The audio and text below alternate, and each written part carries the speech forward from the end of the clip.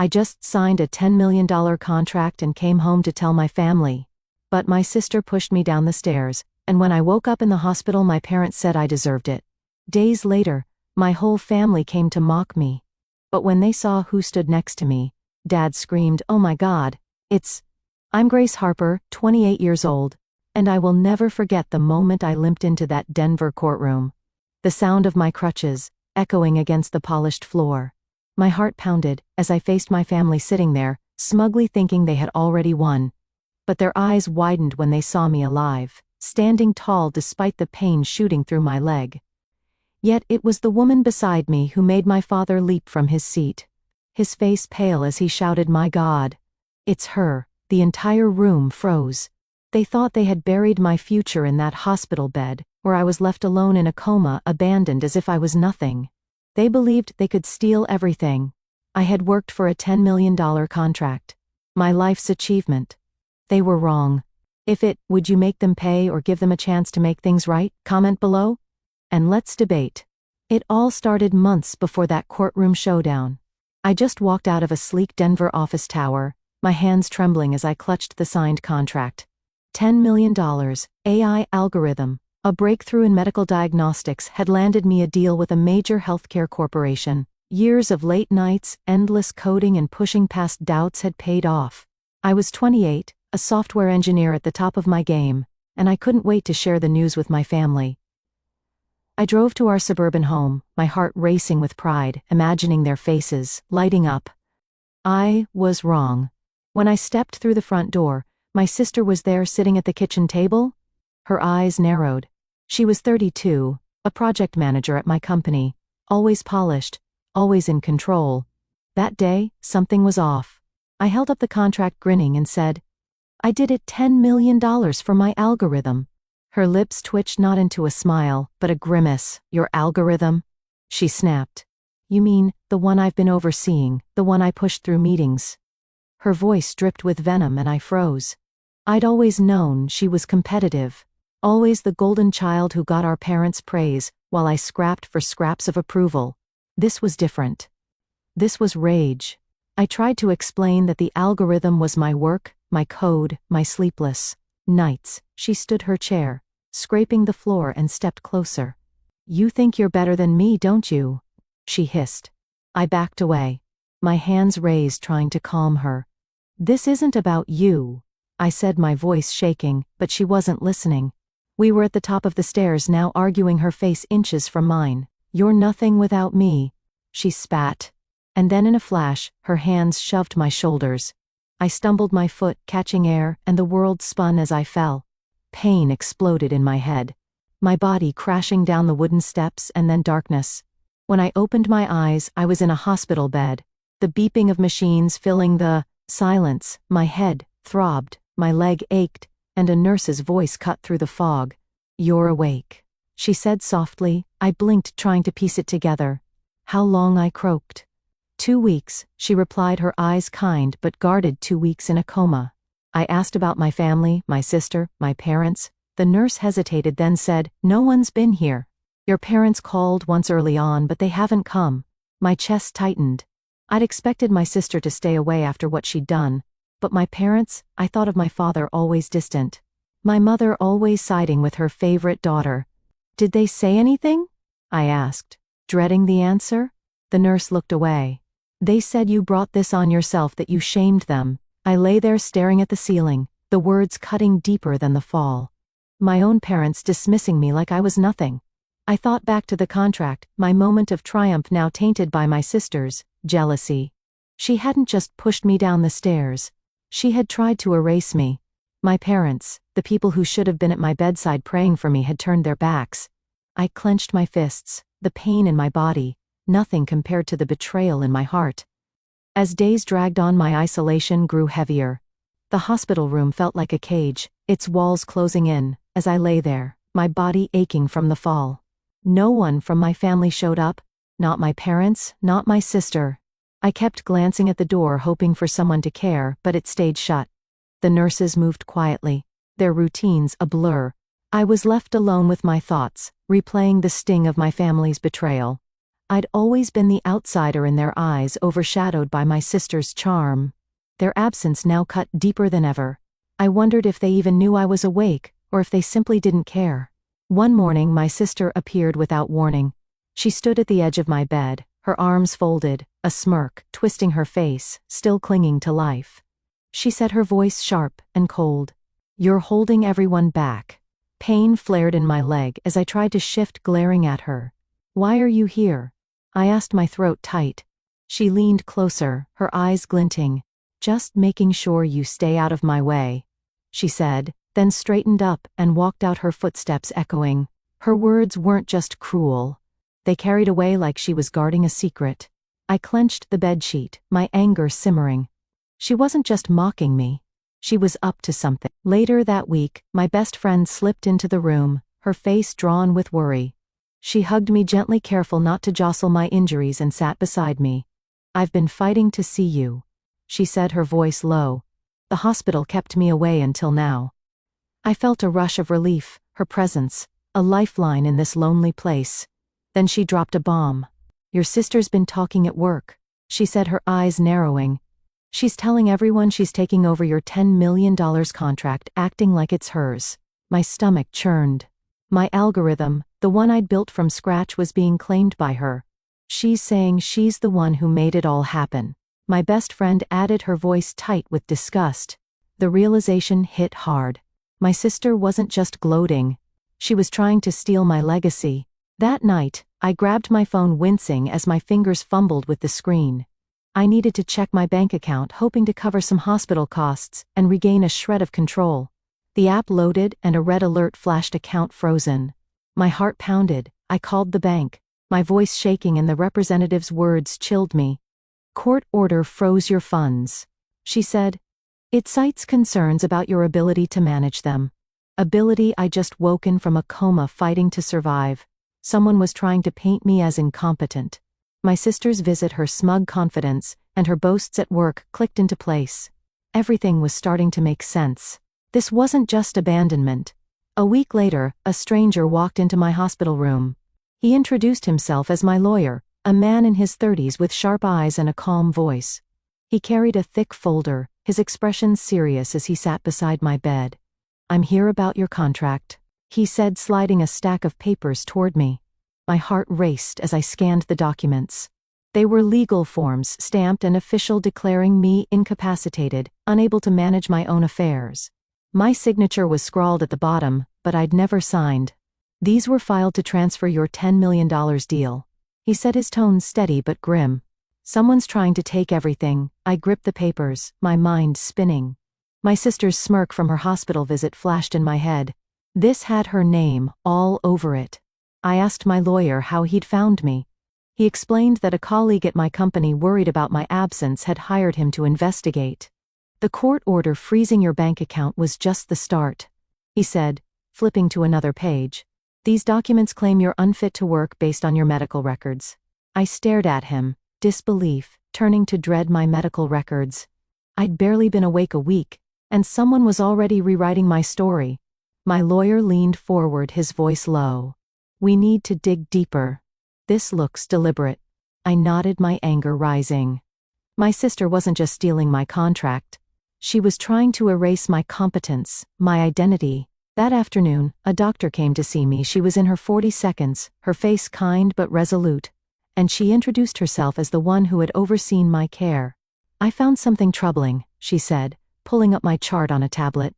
"Your medical records were altered after you were admitted." My breath caught. She pointed to entries showing extended sedation and exaggerated neurological issues, none of which matched my recovery. "Someone added these to make it look like you'd never wake up," she said, her eyes meeting mine. "It's why the court order went through so fast." I felt a chill. This wasn't just about money.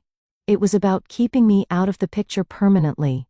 As I lay there, the pieces started to connect. My sister had always been controlling ever since we were kids.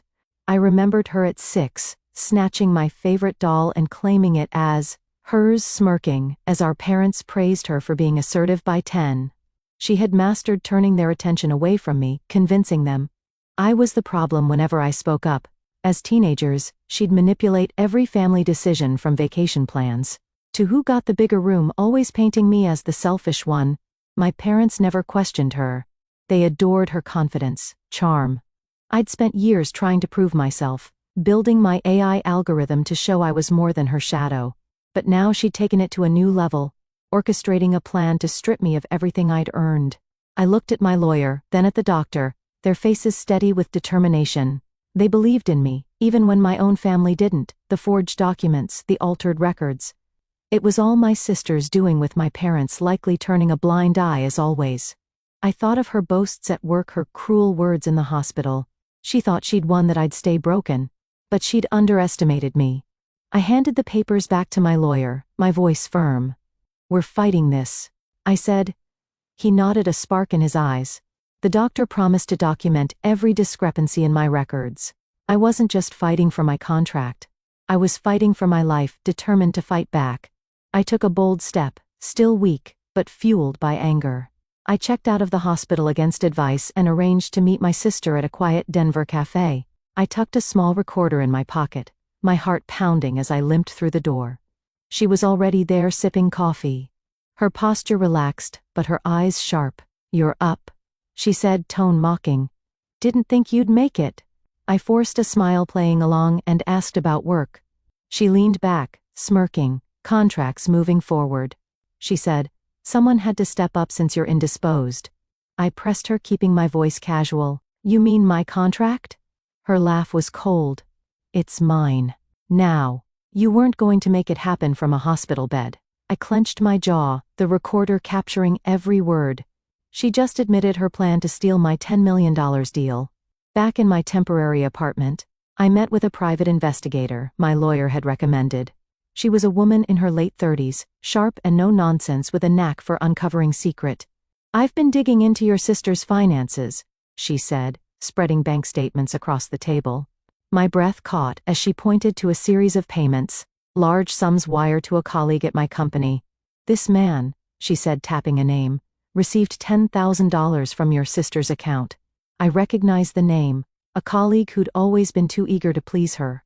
"He's been forging company documents," she added, "making it look like your sister was the lead on your algorithm." My blood boiled. She wasn't just taking credit, she was paying to rewrite history. Later that day, my best friend called, her voice urgent. "I found something you need to see," she said, forwarding a chain of internal company emails. I opened them, my eyes scanning the screen. In one, my sister had written to our boss with Grace out. "I'm stepping in to replace her, the contract's in good hands." Another email bragged about her vision for the algorithm as if I'd never existed. My hands shook as I read her words. Each one, a betrayal. Cynthia's voice broke through my thoughts. "She's been planning this for weeks," she said. "Everyone at work thinks she's the hero." I thanked her, my resolve hardening. These emails were proof that my sister was trying to erase me from my own success, determined to leave no stone unturned. I called the hospital's administration office. I'd been haunted by the doctor's warning about my altered medical records, and I needed answers. The administrator, a brisk woman, confirmed my suspicions after pulling my file. "There's evidence of unauthorized changes," she said, her voice tight. "Entries were added to exaggerate your condition, suggesting you'd be incapacitated for months." I asked who had access to my records. She hesitated, then admitted only a few staff members, but were investigating an external request that came through a legal channel. My mind flashed to my sister's connections, her ability to manipulate. This wasn't just about the contract. It was about keeping me down, locked away in a false narrative of frailty. With evidence in hand, I prepared for battle. I sat across from my lawyer in his Denver office, a cluttered space filled with legal books and case files. "We're building a strong case," he said, his voice steady. "We'll file a lawsuit in Denver court charging fraud and conspiracy to deprive you of your contract." I nodded, my fingers tracing the edge of the table, but my chest tightened. Going to court meant facing my family, the people who had betrayed me without a second thought. Daniel leaned forward, his eyes sharp. "The recording is key," he said. "In Colorado, one-party consent is legal. So your cafe conversation with your sister is admissible." I exhaled, relieved that my risky move would hold up in court. He explained we'd present the recording alongside the emails my best friend had uncovered, showing my sister's intent to steal my $10 million deal. We'll also call the doctor who reviewed your medical records. He added, her testimony will prove the alterations were deliberate. I felt a surge of hope, the weight of what lay ahead pressed down on me. This wasn't just about winning. It was about confronting the family I'd once trusted. Later that day, I met with the doctor in a hospital conference room. She sat across from me, her posture calm, but her expression serious. I've prepared a detailed statement, she said, sliding a folder my way. It confirms the unauthorized changes to your records, entries added to exaggerate your coma, and suggest permanent incapacity. I flipped through her notes, my heart racing. The evidence was clear. Someone had tried to paint me as helpless to justify stripping me of my rights. Dr. Price met my gaze. I'll testify to every discrepancy, she said firmly. This wasn't an accident. Her words bolstered my resolve. They also stirred a storm of emotions I'd buried deep. As I left the hospital, memories of my family's favoritism flooded back. I saw my sister at family dinners, always the center of attention, her stories earning my parents' smiles, while my achievements went unnoticed. I remembered the time I'd won a science fair at 15, only for my mother to praise my sister's art project. Instead, my father would nod along, dismissing my efforts as not practical. Their constant preference for her had pushed me to work harder to build my algorithm to prove I was enough. Now they decided with her, again, letting her manipulate my life while I fought to survive. The pain of their rejection hit me like a wave threatening to drown my courage. I stopped at a park near the courthouse, needing air. I sat on a bench, the cold biting through my coat, and let myself feel the hurt. I wasn't just fighting for my contract. I was fighting for the truth. For the years I'd spent proving myself, the day of the trial arrived and I was ready. The Denver courtroom buzzed with tension. As I sat beside my lawyer, my hands clasped tightly in my lap, Daniel stood, his voice clear and commanding, addressing the judge. We have undeniable evidence of a conspiracy to defraud my client. He began presenting the recording from the cafe where my sister admitted to stealing my $10 million contract. The audio played, her smug voice echoing through the room. It's mine now, gasps rippled through the gallery. Daniel followed with the forged company documents, showing how my sister and a colleague had falsified records to claim my algorithm. I glanced at her across the room, her face pale but defiant. Next, Daniel introduced the bank statements revealing payments my sister had made to Mark, a colleague who sat rigid in his seat. These transactions prove collusion, Daniel said, his tone unwavering. He handed the judge a folder of emails my best friend had uncovered where my sister bragged about replacing me. The evidence was airtight, each piece stacking against her. Then, the doctor took the stand. Dr. Price spoke calmly, her words precise. The medical records were altered to exaggerate Miss Harper's condition, she said, holding up charts. False entries suggested permanent incapacity used to justify the court order against her. The judge's eyes narrowed, and I felt a spark of hope. Truth was unraveling. My sister stood to defend herself, her voice sharp but unsteady. I was protecting the company, she claimed, her eyes darting to the judge. Grace was unstable, unfit to lead. Her lies stung, but they crumbled under scrutiny. Mark followed, staggering through his defense. I was just following orders, he said, avoiding my gaze. His weak excuse only deepened the judge's frown. I watched my parents in the gallery, their faces a mix of shock and denial. My mother clutched my father's arm, her lips trembling. My father stared ahead, his usual cold demeanor cracking. They'd enabled my sister for years, but now their complicity was laid bare. Daniel called me to testify. My heart pounded as I took the stand, facing the room. I spoke of my algorithm, the years of work I'd poured into it, and the betrayal of being pushed down the stairs. I described waking in the hospital, abandoned by my family, and discovering their plot to strip me of everything. They thought I'd stay silent. I said, my voice steady despite the ache in my chest, but I'm here for justice. The courtroom was silent, the weight of my words sinking in. My sister glared, her confidence fading. My parents looked away, unable to meet my eyes. For the first time, I felt the power shift. The judge deliberated, the minutes stretching like hours. Finally, she delivered her verdict. "The evidence is overwhelming," she said, her voice firm. "The defendant orchestrated a calculated scheme to defraud Miss Harper of her intellectual property and financial rights. She sentenced my sister to 4 years in prison for fraud and conspiracy. Mark received 2 years for his role in forging documents." I exhaled, relief washing over me. But the judge wasn't done. As for the parents, she continued, "Their involvement in enabling this scheme warrants a civil lawsuit for damages." My mother gasped, burying her face in her hands. My father's shoulders slumped, his authority shattered.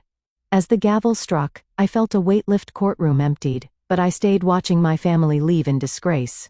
My sister's defiant mask had cracked, her eyes hollow. Mark shuffled out, head bowed. My parents, once so dismissive, now faced the consequences of their favoritism. I'd fought for my truth. I'd won. Contract was mine. Again, my name restored, but more than that, I'd reclaimed my strength. I walked out of the courthouse, the Denver sky bright above me, ready to rebuild my life. With justice served, I began a new chapter.